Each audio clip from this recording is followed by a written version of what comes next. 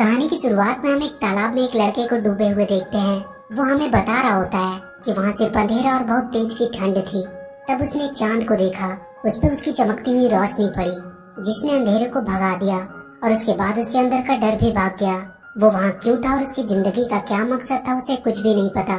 उसे वहाँ एक छड़ी मिली जिसे छूते ही उसमें कुछ मैजिकल पावर आ गई, जिसे देखकर वो काफी खुश था। वो हवा में भी उड़ सकता था। वहाँ एक पेड़ पे चढ़कर उसने देखा कि पास में एक गांव है। वो वहाँ जाकर वहाँ के लोगों से बात करने की कोशिश करता है, पर बहुत जल्द उसे पता चल जाता है कि कोई भी इंसान उसे ना तो सुन सकता है और ना ही देख सकता है। उसका नाम जैक फ्रॉस्ट था, इतना ही उसे चांद ने बताया था। और इसी तरह लगभग 300 साल बीत गए। आगे हम नॉर्थ पोल को देखते हैं। वहाँ सैंटा अपना क्रिसमस गिफ्ट बनाने में लगा हुआ था। तभी वो वहाँ के ग्लोब में देखता है कि वहाँ की चमकती हुई लाइटें बंद होती जा रही है। ये लाइट्स इस बात का सबूत थी कि धरती पे रहने वाले लोग अब भी गार्डियंस पे भरोसा करते हैं। और जैसे जैसे वो लाइट्स बंद होती जा रही थी, मतलब अब वो उन पे भरोसा करना बंद करते जा रहे हैं। तभी सैंटा को वहाँ पिच ब्लैक दिखाई देता है, जो बच्चों को बुरे सपने और डर देता था। सैंटा को ये खतरे की घंटी लगती है। वो तुरंत अपने बाकी के गार्डियंस को बुलाता है, जिनमें से एक होता है ईस्टर बनी, जो ईस्टर फेस्टिवल के दिन सारे बच्चों के घर में रंग बिरंगे एग्स रखता था। दूसरी होती है टूथ फेरी, जो अपनी और भी बहुत सारी नन्ही परियों की मदद से बच्चों के टूटे हुए दांत उनके तकिए के नीचे से कलेक्ट करती थी, जिनमें उन सारे बच्चों की यादें भी होती थी। और तीसरा होता है सैंडमैन, जिसका काम था उन बच्चों को सुनहरे और अच्छे सपने दिखाना, जो उन्हें अपनी जिंदगी में सच्चाई के रास्ते पे चलने के लिए मोटिवेट करती है। सैंटा उन सबको बताता है कि शायद कोई बड़ा खतरा उन पे आने वाला है, क्योंकि उसने पिच ब्लैक को देखा है और वो शायद फिर से वापस आने की कोशिश कर रहा है। तभी उनके पास चांद की रोशनी पड़ती है, जिसमें उन्हें जैक फ्रॉस्ट की परछाई दिखाई देती है। चांद उन सबको एक नया गार्डियन दे रहा था। जैक फ्रॉस्ट को देखकर बनी खुश नहीं था, क्योंकि उसे लगता है कि वो एक बहुत ही गैर जिम्मेदार और स्वार्थी लड़का है और वो एक गार्डियन बनने के लायक नहीं है। पर सैंटा उससे कहता है कि अगर चांद ने इसे गार्डियन बनाया है तो जरूर इसके पीछे कोई बड़ा मकसद होगा। आगे हम जैक फ्रॉस्ट को देखते हैं, जो अपने स्नो पावर से लोगों के साथ मस्ती कर रहा होता है। उसे इस काम में बहुत मजा आता था। वो सर्दियों में अपना सारा समय ऐसे ही गुजारा करता था। उसे बस इस बात से परेशानी थी कि कोई भी बच्चा जैक फ्रॉस्ट पर बिलीव नहीं करता था, जिसकी वजह से वो किसी को भी दिखाई नहीं दे सकता था। वो वहीं खेल रहे जिमी नाम के एक लड़के को अपनी प्रेजेंस बताने की कोशिश करता है। जिमी अपने दोस्तों के साथ बर्फ में खेलने लगता है। जैक फ्रॉस्ट उसे वहाँ शहर में बर्फ की स्लाइडिंग भी करवाता है, जिसमें उसे बहुत मजा आता है। पर वो ये नहीं समझता कि ये सब जैक फ्रॉस्ट की वजह से हो रहा है। जैक उदास होकर वहाँ से चला जाता है। वो रात में चांद से बातें कर रहा था कि उसने उसे क्यों बनाया, उसका मकसद क्या है। तभी वो देखता है कि सैंडमैन की सुनहरी रोशनी बच्चों को सुनहरे सपने देने आ गई है। वो थोड़ा खुश हो जाता है। वहाँ के बच्चे सपने देखने लगते हैं। तभी ब्लैक पिच आकर उनके सुनहरे सपने को एक नाइटमेयर में बदलने लगता है। वो अपनी काली शक्तियों को हर जगह फैला देता है और उन सारे सुनहरे सपनों को नाइटमेयर में बदलने लगता है। जैक को वहाँ शहर में उस दिन बनी मिलता है और उसके आदमी जैक को पकड़कर एक मैजिकल पोर्टल के थ्रू नॉर्थ पोल ले आते हैं। वहाँ उसे बाकी के गार्डियंस मिलते हैं। सैंटा उसे बाकी सभी गार्डियन से इंट्रोड्यूस करवाता है। सैंटा उसे बताता है कि चांद ने उसे गार्डियन बनाया है, पर जैक फ्रॉस्ट उनसे कहता है कि उसे नहीं लगता कि वो एक गार्डियन बनने लायक है, क्योंकि उसे डिसिप्लिन में रहना और लोगों के ऑर्डर फॉलो करने में कोई इंटरेस्ट नहीं है। तब वो लोग उसे बताते हैं कि कैसे उन पर ब्लैक पिच का खतरा बढ़ गया है और उसे खुद चांद ने गार्डियन चुना है, इसलिए वो मना नहीं कर सकता। सैंटा उसे वहाँ की बाकी सभी चीजों की जानकारी देने लगता है। तभी बनी उनके पास आकर बताता है कि टूथ पैलेस में कुछ प्रॉब्लम हो गई है। वो सारे सैंटा के स्लेज में बैठकर टूथ पैलेस तक पहुँचते हैं। वहाँ ब्लैक पिच के नाइटमेयर सारी नन्ही परियों को कैद करके ले जा रहे होते हैं। किसी तरह जैक फ्रॉस्ट एक नन्ही परी को बचा लेता है। टूथ फेरी उन्हें बताती है कि उन लोगों ने बहुत देर कर दी। वो वहाँ की सारी परियां और वहाँ रखे सारे बच्चों के टूथ्स को चुरा कर ले गया। तभी वो लोग वहाँ ब्लैक पिच को देखते हैं, जो उनसे कहता है कि एक वक्त हुआ करता था जब लोग उससे डरते थे और उसे अपने आसपास महसूस करते थे। पर एक दिन चांद ने उन गार्डियंस को वहाँ भेजा उसका डर खत्म करने के लिए। उन्होंने लोगों के दिलों में आशा जगाई और उन्हें उम्मीद दिया, और उसके बाद से वो सारे ब्लैक पिच को एक बुरा सपना समझकर भूल गए। पर अब सब बदलेगा। उन्हें फिर से डर का एहसास होगा और उनके दिलों से वो गार्डियंस को निकाल फेंकेगा। और ये अब होना शुरू भी हो चुका है, क्योंकि जब उन बच्चों के टूथ्स को लेने कोई परी नहीं जाएगी तो उन सबका टूथ फेरी से भरोसा उठ जाएगा और वो लोग उसे भूल जाएंगे। और अगर सबने भरोसा करना छोड़ दिया तो उनकी सारी शक्तियाँ भी धीरे धीरे खत्म हो जाएगी। और उसके बाद ना ही कोई क्रिसमस होगा और ना ही कोई ईस्टर होगा, तो सिर्फ अंधेरा और उसका डर। सारे गार्डियन उस पर हमला करने लगते हैं, पर वो वहाँ से भागने में सफल रहता है। टूथ फेरी अपनी नन्ही परियों के पकड़े जाने से बहुत उदास थी। जैक उससे पूछता है कि ब्लैक पिच टूथ चुरा कर क्या करना चाहता है।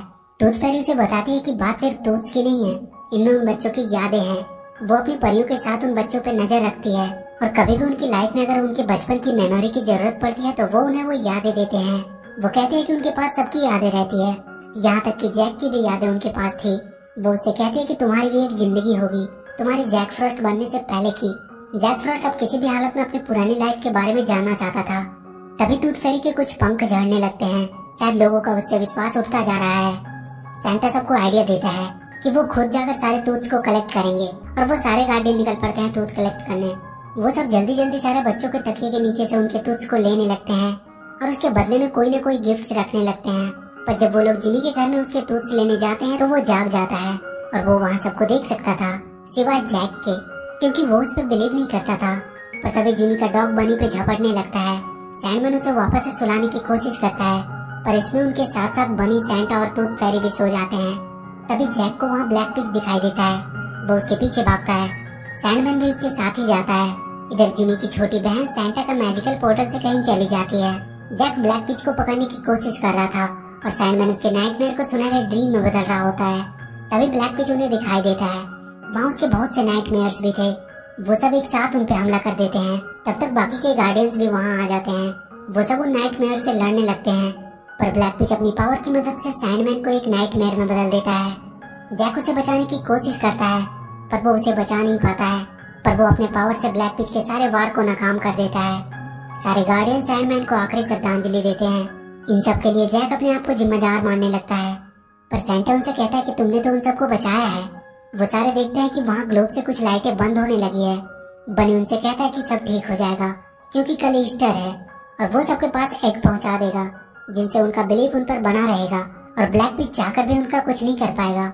बनी उन सबको लेकर अपने महल में जाता है, पर उन्हें वहाँ जिमी की छोटी बहन मिलती है जो मैजिक पोर्टल से वहाँ आ गई थी। बनी उसे फिर से सुला देता है और जैक उसे वापस रखने के लिए उसके घर में जाता है। उसके साथ एक नन्ही परी भी होती है। जब वो वापस आ रहा होता है तो जैक को कोई उसका नाम लेकर आवाज दे रहा था। वो उस आवाज का पीछा करता है। वो एक बहुत गहरे सुरंग तक पहुंचता है। आवाज उसके अंदर से आ रही थी। वो उसके अंदर चला जाता है। वहाँ उसे वो सारी नन्ही परियां बंद मिलती है जिसे ब्लैक पिच ने कैद करके रखा हुआ था। वहाँ बहुत से टूथ्स भी थे और उन्हीं में से वो आवाज आ रही थी। वो अपने नाम का टूथ्स को वहाँ ढूंढने लगता है। तभी ब्लैक पिच वहाँ आता है और उसे उसका टूथ दिखाता है। जैक उसके पीछे पीछे भागने लगता है। वो उसे उसका टूथ दे देता है।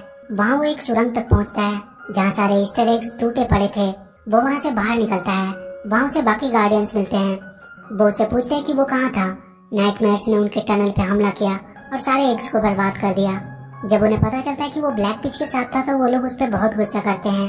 वो उससे कहते हैं कि जब उन्हें उसकी सबसे ज्यादा जरूरत थी तो वो वहाँ से गायब था। जिमी और उसके दोस्तों को जब ईस्टर एग नहीं मिलते हैं तो वो लोग मान लेते हैं कि गार्डियन होते ही नहीं है। जिमी उन्हें विश्वास दिलाने की कोशिश करता है कि उसने अपनी आंखों से उन्हें देखा है, पर कोई उसकी बातों पे भरोसा नहीं करता है। सब अपने घर वापस चले जाते हैं। जैक भागकर अंटार्कटिका आ जाता है। वहाँ भी उसे ब्लैक पिच मिलता है जो उससे कह रहा था कि वो गार्डियंस तुम्हें कभी भी अपना नहीं मानेंगे, वो उसके साथ मिल जाए। फिर सब लोग ब्लैक पिच और जैक फॉरेस्ट को जानने लगेंगे, पर जैक कहता है कि वो नहीं चाहता कि लोग उसे डर के मारे जाने और वो वहाँ से जाने लगता है। पर ब्लैक पिच एक नन्ही परी को मारने की धमकी देता है और उससे उसका स्टिक मांगता है। जैक उसे अपना स्टिक दे देता है। स्टिक मिलते ही वो उस परी को दूर फेंक देता है और उस स्टिक को तोड़ देता है। वो जैक पे हमला करके उसे वहाँ एक खाई में फेंक देता है और उसका टूटा हुआ स्टिक भी वही फेंक कर चला जाता है। कुछ देर बाद जैक की आँख खुलती है। वो देखता है वो नन्ही परी वहीं गिरी पड़ी है। वो उसे उसके जेब से उस टूथ को निकालने को कहती है। उसे छूते ही जैक को उसकी पुरानी जिंदगी दिखाई देने लगती है। उसकी एक छोटी बहन थी। वो दोनों एक दिन खेल रहे होते हैं। तभी उसकी बहन के नीचे का बर्फ टूटने लगता है। वो किसी तरह वहाँ पड़ी एक छड़ी की मदद से उसे बचा लेता है, पर वो खुद वहीं तालाब में डूब जाता है। तब उसे समझ आता है कि उसे चांद ने एक गार्डियन क्यों बनाया, क्योंकि उसने अपनी जान पे खेलकर अपनी बहन को बचाया था। वो वहाँ पड़ी अपनी टूटी स्टिक को उठाकर फिर से जोड़ने लगता है और उसकी पावर से वो फिर से जुड़ जाती है। वो वहाँ से डायरेक्ट उन सभी नन्ही परियों को छुड़ाने पहुँचता है। वो उनके पिंजरे को खोल देता है, पर वो सब उड़ नहीं पा रही थी। उनकी पावर शायद खत्म हो रही थी, क्योंकि वहाँ रखे ग्लोब की सारी लाइटें अब बंद हो रही थी और अब मात्र एक लाइट बची हुई थी। ये जिमी था। जैक तुरंत उसके पास पहुँचता है। वो देखता है कि जिमी एक बनी टॉय से बातें कर रहा है कि उसके सारे दोस्त समझते हैं कि बनी एग्जिस्ट नहीं करता है। तब जैक वहाँ बर्फ का एक बनी बनाकर उसकी तरफ भेजता है, जिसे देखकर जिमी बहुत खुश हो जाता है। पर वो बनी टूटकर छोटे छोटे स्नो में बदल जाता है। वो समझ जाता है कि ये बनी नहीं बल्कि जैक फ्रॉस्ट है। वो पीछे मुड़कर देखता है कि वो जैक को देख सकता है। जैक भी बहुत खुश हो जाता है, कि पहली बार किसी ने उसे देखा। वो उसे बताता है कि सारे गार्डियंस रियल होते हैं। तभी जैक देखता है कि बाकी के गार्डियंस भी वहाँ आ गए हैं, पर वो सब अब पावरलेस हो चुके हैं। बनी भी अब एक छोटा सा बनी बन चुका है। तभी ब्लैक फिश वहाँ आता है। जैक उस पर हमला करने लगता है, पर बहुत जल्द वो उससे हार कर